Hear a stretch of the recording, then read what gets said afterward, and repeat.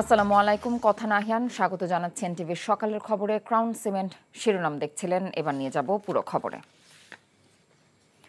দ্বাদশ জাতীয় সংসদের ডেপুটি স্পিকার শামসুল হক টুকু, সাবেক ডাক, টেলিযোগাযোগ ও তথ্য প্রযুক্তি প্রতিমন্ত্রী জুনায়েদ আহমেদ পলক এবং ছাত্রলীগের ঢাকা বিশ্ববিদ্যালয় শাখার সাধারণ সম্পাদক তানভীর হাসান সৈকতকে গ্রেফতার করেছে পুলিশ।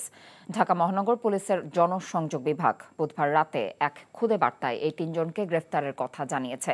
বার্তায় বলা হয়েছে, গোপন সংবাদের ভিত্তিতে ঢাকা মেট্রোপলিটন পুলিশের খিলক্ষেত থানাধীন নিকুঞ্জ আবাসিক এলাকা থেকে আত্মগোপনে থাকা অবস্থায় এই তিনজনকে গ্রেফতার করা হয়। রাজধানীর পল্টন থানায় দায়ের করা একটি মামলায় তাদেরকে গ্রেফতার করা হয়েছে।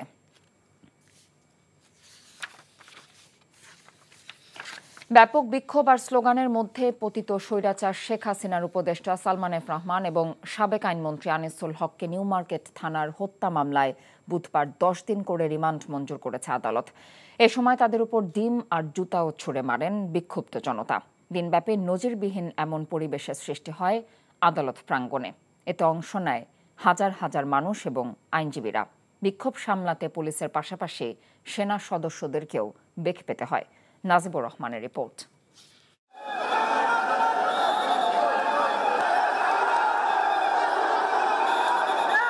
কিছুদিন আগেও একজন ছিলেন প্রভাবশালী মন্ত্রী আর অন্যজন সদ্য বিদায়ী সরকার প্রধানের উপদেষ্টা।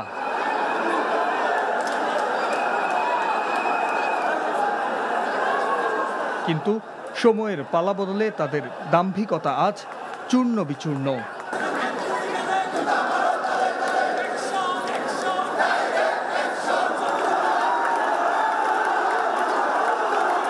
আদালত প্রাঙ্গণে হত্যাকাণ্ডে অভিযুক্ত আনিসুল হক আর সালমান এফ রহমানের বহনকারী গাড়ি ঢুকতেই বিক্ষোভে ফেটে পড়ে আদালত প্রাঙ্গণ। কেউ ছুঁড়েছেন ডিম, কেউ আবার জুতা ছুঁড়েছেন তাদের উপর।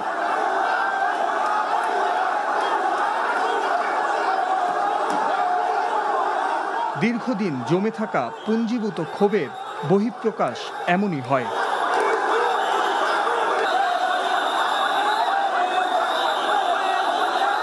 হাজারো মানুষের ভিড় ঠেলে আদালতে তোলা হয় দুই প্রভাবশালী নেতাকে।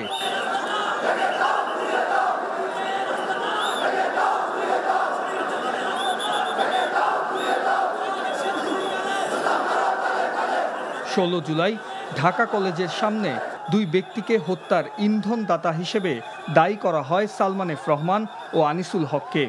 আদালতের কাছে চাওয়া হয় 10 দিনের রিমান্ড। আদালত তা মঞ্জুরও করেন। আদেশের পরও বিক্ষোভ থামেনি সাধারণ জনতার। আওয়ামী লীগের দুই নেতার সর্বোচ্চ বিচার চেয়েছেন বিক্ষুব্ধ মানুষ। হচ্ছে খুনি, ওদের বিচার চাই, ন্যায্য বিচার চাই।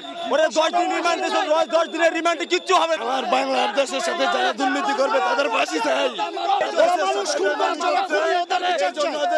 বাংলার মাটিতে তার কোনো জায়গা নাই, ঠাঁই নাই, সে ভারত যাক গিয়া। আইনজীবীরা বলছেন, তাদের প্রত্যক্ষ মদদেই 16 জুলাই পুলিশের গুলিতে নিহত হন দুইজন। এই মামলায় একজন কিশোরকে হত্যা করা হয়েছে। ওই কিশোরকে হত্যা করেছে তার পিতা বাদী হয়ে সুনির্দিষ্টভাবে এদের বিরুদ্ধে মামলা করেছে। সে বলেছে এদের নির্দেশে সহযোগিতায় যোগসাজশে আমার সন্তানকে হত্যা করা হয় এবং তারা 10 দিন রিমান্ড চেয়েছিল। প্রসিকিউশন 10 দিনের রিমান্ড মঞ্জুর করা হয়েছে।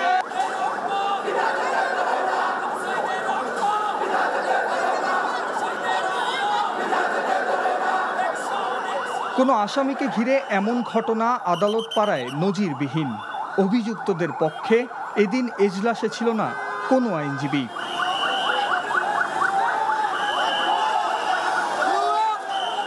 Najibur Rahman, NTV news, Dhaka. বৈষম্য বিরোধী ছাত্র আন্দোলনের সময় সংগঠিত হত্যা, গণহত্যা, নির্যাতন সহ মানবতা বিরোধী অপরাধের অভিযোগে শেখ হাসিনা সহ 10 জনের বিরুদ্ধে আন্তর্জাতিক অপরাধ ট্রাইব্যুনালে দেয়া অভিযোগ গ্রহণ করেছে তদন্ত সংস্থা। আর মিরপুর 10 নম্বরে আন্দোলনরত শিক্ষার্থী ফয়জুল ইসলাম রাজন নিহতের ঘটনায় সাবেক প্রধানমন্ত্রী শেখ হাসিনা সহ 24 জনের বিরুদ্ধে মামলা হয়েছে বুধবার। এদিকে সুপ্রিম কোর্টের এক আইনজীবীকে অপহরণের অভিযোগে শেখ হাসিনার বিরুদ্ধে আরেকটি মামলা হয়। তামজিদ সুমনের রিপোর্ট। সাবেক প্রধানমন্ত্রী শেখ হাসিনার বিরুদ্ধে এবার শিক্ষার্থী হত্যার অভিযোগে মামলা হলো।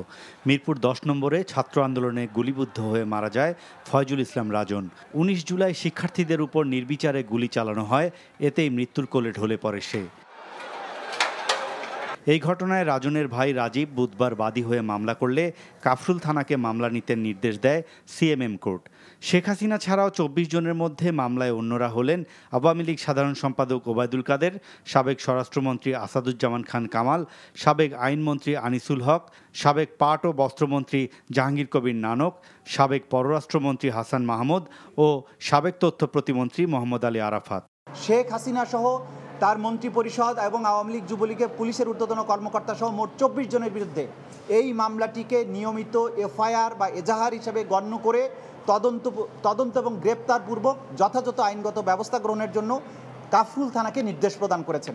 এর আগে একই আদালতে সুপ্রিম কোর্টের এক আইনজীবীকে অপহরণের অভিযোগে সাবেক প্রধানমন্ত্রী শেখ হাসিনা ও স্বরাষ্ট্রমন্ত্রী আসাদুজ্জামান খান সহ 5 জনের বিরুদ্ধে মামলা হয়। ঢাকার সিএমএম কোর্টের ম্যাজিস্ট্রেট ফারজানা শাকিল সুমু চৌধুরী এই মামলা গ্রহণ করতে সংশ্লিষ্ট থানাকে নির্দেশ দেন। এদিকে বৈষম্য বিরোধী ছাত্র আন্দোলনের সময় সংগঠিত হত্যা, গণহত্যা, নির্যাতন সহ মানবতা বিরোধী অপরাধের অভিযোগে শেখ হাসিনা সহ 10 জনের বিরুদ্ধে আন্তর্জাতিক অপরাধ ট্রাইব্যুনালে দেয়া অভিযোগ গ্রহণ করেছে তদন্ত সংস্থা।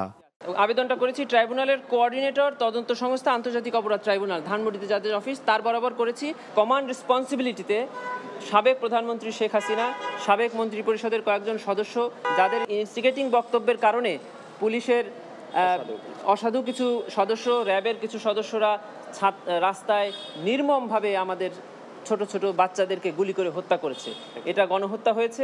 এটা হলো একটা সিস্টেম ক্রাইম। এটা একটা পরিকল্পিতভাবে একটা জনগোষ্ঠীকে অথবা একটা গ্রুপকে সম্পূর্ণভাবে অথবা আংশিকভাবে ডিস্ট্রয় করার উদ্দেশ্যে তাদেরকে ফিজিক্যালি হার্ম করা হয়েছে, মেন্টালি হার্ম করা হয়েছে।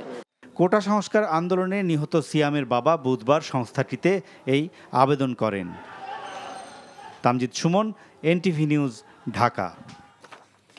আইন উপদেষ্টা অধ্যাপক আসিফ নজরুল বলেছেন, ছাত্রদের আন্দোলনে গণহত্যা হওয়ায় বিচার কার্যক্রম আন্তর্জাতিক অপরাধ ট্রাইব্যুনাল আইনে করা সম্ভব। আর সদ্য সাবেক প্রধানমন্ত্রী সহ সর্বোচ্চ পর্যায়ের ব্যক্তিদের বিচারে কোনো ছাড় দেয়া হবে না। ছাত্র জনতার গণ আন্দোলনে অংশ নেবার কারণে দেশজুড়ে যে মামলা হয়েছিল তা 31 অগস্ট ও রাজধানীতে হওয়া মামলা আজকের মধ্যেই প্রত্যাহার করা হবে বলেও বুধবারের সচিবালয় ব্রিফিংয়ে জানিয়েছেন তিনি। রিপোর্ট করছেন রোকনউদ্দিন। সচিবালয়ে রোববার আনুষ্ঠানিকভাবে কার্যক্রম শুরুর পরপরই 3 দিনের মধ্যে ছাত্র জনতার গণ আন্দোলনে হওয়া হয়রানিমূলক মামলা প্রত্যাহারের ঘোষণা দিয়েছিলেন অন্তর্বর্তীকালীন সরকারের আইন উপদেষ্টা। কিন্তু সারা দেশে পুলিশের কার্যক্রম ঠিকঠাক না থাকায় তা সম্ভব হয়নি বলে বুধবার সংবাদ সম্মেলনে জানান তিনি। আশ্বাস দেন সব মামলা প্রত্যাহার হবে এ মাসের মধ্যেই। 31 অগস্টের মধ্যে সব মামলা প্রত্যাহার হবে। বৃহস্পতিবারের মধ্যে আশা করছি ঢাকা শহরের মামলাগুলো প্রত্যাহার করা হবে। সকল বিচার বিভাগীয় কর্মকর্তা এবং তাদের পরিবারের সদস্যদের দেশে বিদেশে অবস্থিত স্থাবর অস্থাবর সম্পত্তির হিসাব বিবরণী আগামী 10 কর্মদিবসের মধ্যে দাখিল করার নির্দেশ দিয়েছি।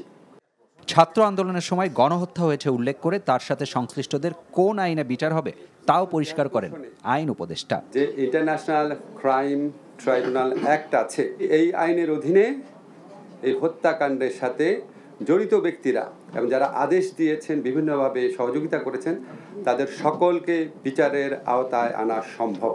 বিচারে সত্যিকারের স্বচ্ছতা, নিরপেক্ষতা নিশ্চিত করার জন্য আমরা জাতিসংঘের তত্ত্বাবধানে আমাদের ইনভেস্টিগেশন টিম থাকবে, তারা কাজ করবে জাতিসংঘের তত্ত্বাবধানে। আমরা এখানে কোনো ছাড় দিব না। যদি এখানে আমাদের বিদায়ী সরকারের প্রধানমন্ত্রী সহ অন্যদেরও যদি কমান্ড রেসপন্সিবিলিটি থাকে, আমরা সেটা পর্যন্ত খতিয়ে দেব। আমরা তো প্রথম করব।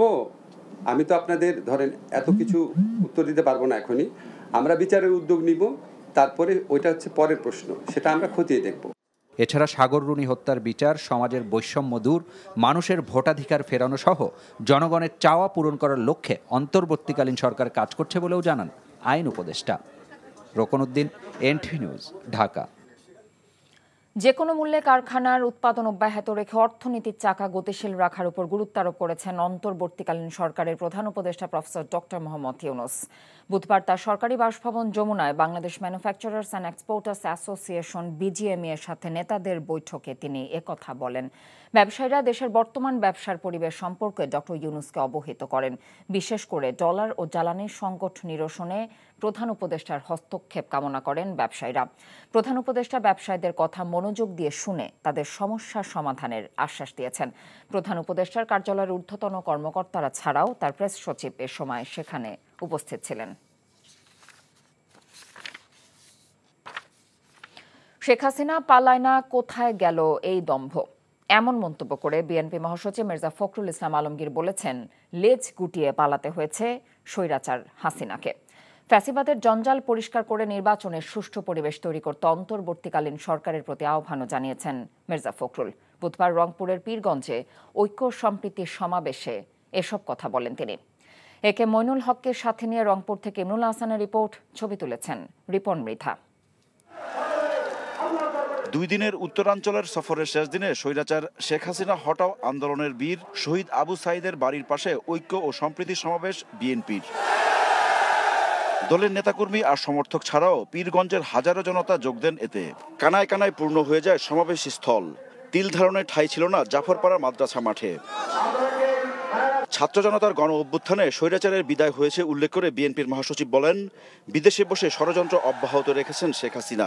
ছাত্রদের আত্মত্যাগ সফল করতে এই ষড়যন্ত্র রুখে দিতে দেশবাসীর প্রতি আহ্বান জানান মির্জা ফখরুল। আমি শেখ মুজিবুর রহমানের মেয়ে, আমি পালাই না। লেজ গুটিয়ে আধা ঘন্টার মধ্যে হেলিকপ্টারে করে পালিয়ে গেছে। কিন্তু ভারতে পালিয়ে গিয়ে সে চুপ করে নাই। সে ভারত থেকে আবারও ষড়যন্ত্র করছে, চক্রান্ত করছে। বাংলাদেশে সরকার ও সম্প্রদায়ের উপর নির্যাতন হচ্ছে, এই দোয়া তুলে আন্তর্জাতিক বিশ্বকে বিভ্রান্ত করবার জন্য, মানুষকে বিভ্রান্ত করবার জন্য নতুন চক্রান্ত শুরু হয়েছে। এই ভয়াবহ জালেম হত্যাকারী খুনি সরকার পালিয়েছে, পতন হয়েছে, কিন্তু তাদের প্রেতাত্মারা এখনো বাংলাদেশে রয়েছে। স্বৈরাচার শেখ হাসিনা পালিয়ে গেলেও তার সহযোগীরা এখনও রয়ে গেছে মন্তব্য করে গণতন্ত্র ধ্বংস আর দুর্নীতির দায়ে তাদের আইনের আওতায় আনার দাবি জানান বিএনপির মহাসচিব। পালানোর চেষ্টা না করে ওবায়দুল কাদেরকে তার বাসায় আশ্রয় নেওয়ার আহ্বান জানান তিনি। তিনি বারবার বলতেন, পালাবো না, আর ফখরুলের বাড়িতে গিয়ে উঠবো। কোথায় উঠেছে এখন কেউ জানে না। আমি তাকে আমন্ত্রণ জানাচ্ছি, আসেন, আমার বাসায় আসেন। তারেক রহমানকে দেশে ফিরিয়ে আনার ব্যবস্থা করতে অন্তর্বর্তী সরকারের প্রতি দাবি জানান মির্জা ফখরুল। বলেন, জাতীয় নির্বাচনের আগে সুষ্ঠু পরিবেশ তৈরি করতে হবে। এই ঐক্যের মধ্য দিয়ে দেশকে পরিষ্কার করে নতুন নির্বাচন করে জনগণের সরকার প্রতিষ্ঠা করতে হবে। আমরা একটা নিরপেক্ষ নির্বাচন চাই, সেই নিরপেক্ষ নির্বাচনের একটা অনুকূল পরিবেশ সৃষ্টি করবে। সমাবেশে বক্তব্য রাখেন কেন্দ্রীয় ও স্থানীয় নেতারাও। স্বৈরাচার শেখ হাসিনার বিদায়ী আপাতত স্বস্তি বিএনপিতে। জাতীয় নির্বাচনের দাবি জানানো হলেও অন্তর্বর্তী সরকারকে খুব বেশি চাপ দিচ্ছে না দলটি। ভোটের সুষ্ঠু পরিবেশ তৈরি না হওয়া পর্যন্ত সরকারকে সময় দিতে চায় তারা। এর আগে পীরগঞ্জে পৌঁছে শহীদ আবু সাইদের কবর জিয়ারত করেন বিএনপির মহাসচিব। পরে পরিবারের সদস্যদের সাথে কথা বলেন তিনি। বিএনপির তরফ থেকে তুলে দেন আর্থিক সহায়তা। Imrul Hasan, NTV news, Pirganj, Rangpur. ভারত থেকে সাবেক প্রধানমন্ত্রী শেখ হাসিনা দেশের বিরুদ্ধে কোনো বক্তব্য দিলে তা ভারতের সঙ্গে বাংলাদেশের সম্পর্কে নেতিবাচক প্রভাব ফেলবে বলে মন্তব্য করেছেন পররাষ্ট্র উপদেষ্টা তৌহিদ হোসাইন। এদিকে অন্তর্বর্তীকালীন সরকারকে সব ধরনের সহযোগিতা করার আশ্বাস দিয়েছে ভারত, সৌদি আরব, যুক্তরাজ্য এবং ইউরোপীয় ইউনিয়ন।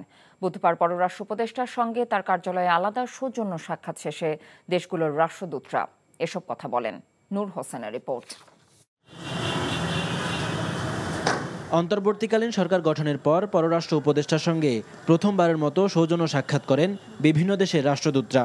এ সময় নতুন সরকারকে সহযোগিতা সহ বাংলাদেশের সঙ্গে সম্পর্ক উন্নয়নে আগ্রহের কথা জানান ভারত, সৌদি আরব ও যুক্তরাজ্যের কূটনীতিকরা।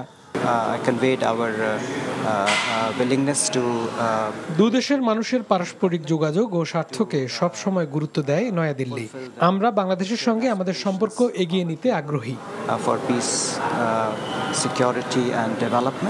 The interim government has the UK's support as it works to restore peace and order, ensure accountability, and chart a peaceful pathway to an inclusive, prosperous, and democratic future for the people of Bangladesh. বাংলাদেশের সার্বভৌমত্বে কোনো ধরনের হস্তক্ষেপ করতে চায় না চীন, এই কথা জানিয়ে দেশটির রাষ্ট্রদূত বলেন অন্তর্বর্তীকালীন সরকারের সঙ্গে কাজ করবে বেইজিং। আর পররাষ্ট্র উপদেষ্টার সঙ্গে সৌজন্য সাক্ষাৎ করলেও গণমাধ্যমে কথা বলেনি যুক্তরাষ্ট্রের প্রতিনিধি দল।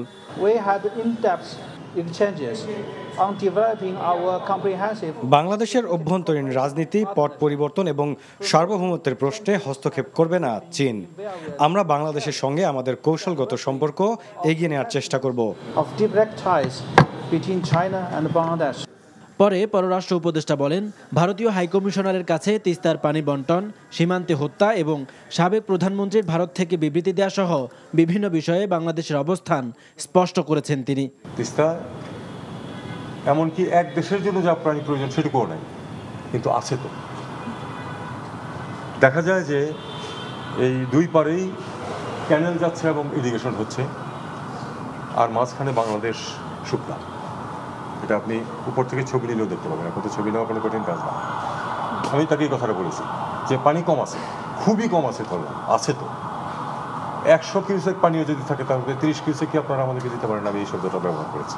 সীমান্ত নিয়ে আমি শুধু এটুকু বলেছি যে একটা দুই দেশের একটা যেটা গুরুত্ব দিয়েছে আপনারা হয়তো দেখেছেন, সেটা হলো যে এটা পিপল সেন্ট্রিক হবে। এই সরকার আর সরকারের মধ্যে শুধু সম্পর্ক, মানুষের কোনো ভূমিকা থাকবে না সেখানে। মানুষ সন্তুষ্ট হলো অসন্তুষ্ট হলো, আমি তাকে এটাও বলেছি যে আছে কিছু সমস্যা, সেটা আমাদের আসলে দূর করতে হবে। মানুষ যেন ভালো বোধ করে, মানুষ যেন মনে করে যে তারা বন্ধু। স্বরাষ্ট্র ও আইন মন্ত্রণালয় চাইলে সাবেক প্রধানমন্ত্রীকে দেশে ফিরিয়ে আনার উদ্যোগ নেওয়া হবে বলেও জানান এই উপদেষ্টা। নূর হোসেন, এনটিভি নিউজ, ঢাকা।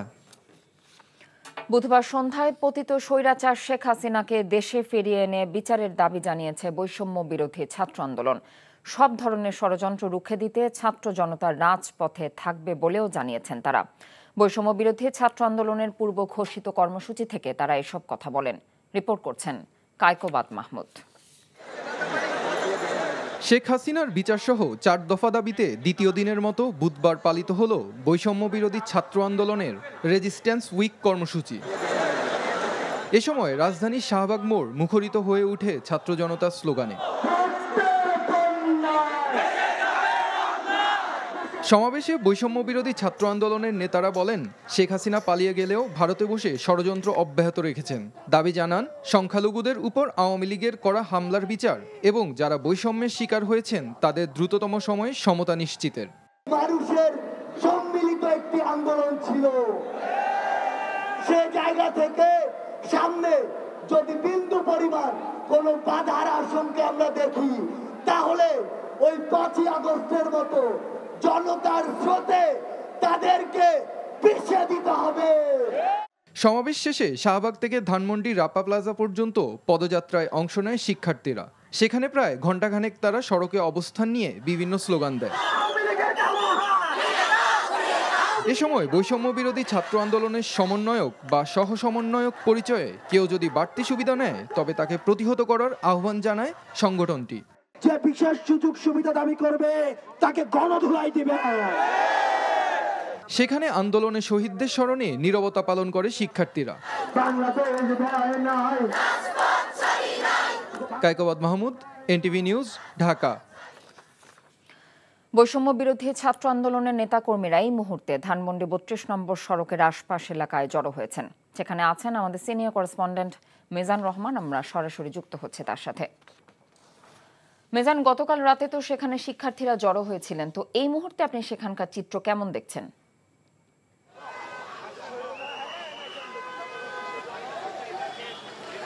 কথা আপনি জানেন যে আজকে 15ই আগস্ট এবং এই 15 আগস্টকে কেন্দ্র করে গতকাল সন্ধ্যার পর থেকেই এই যে ধানমন্ডির যে 32 নাম্বার শেখ মুজিবুর রহমানের যে জাদুঘরটি রয়েছিল সেই জাদুঘরের প্রবেশমুখ এবং তার ওই পারে দুই পারেই কিন্তু যে বৈষম্য বিরোধী ছাত্র জনতা তারা কিন্তু অবস্থান নিয়েছিল এবং তারা তাদের ব্যানার থেকে এখানে যে 15 আগস্টের আনুষ্ঠানিকতা পালন করা হয় সেটি প্রতিহত করার ঘোষণা করেছিল এবং সারা রাতই এখানে নেতাকর্মীরা অবস্থান নিয়েছিল এবং শুধু এই ধানমন্ডি 32 নাম্বারের সামনে না, সায়েন্স ল্যাবরেটরির মোড় সহ আশেপাশের যত এলাকা রয়েছে সব এলাকায় ছাত্র জনতার অবস্থান রয়েছে এবং তারা পরিচয় নিশ্চিত হওয়ার পরেই কিন্তু এই এলাকাটিতে জনসাধারণকে চলাফেরা বা বিভিন্ন ধরনের অনুমতি দিচ্ছে। তাছাড়া এখানে তাদের অবস্থান রয়েছে এবং এই যে 5 তারিখে শেখ হাসিনা যে দেশ ছেড়ে পালিয়ে গিয়েছে, তাদের সরকারের যে পতন হয়েছে এবং ছাত্র জনতার যে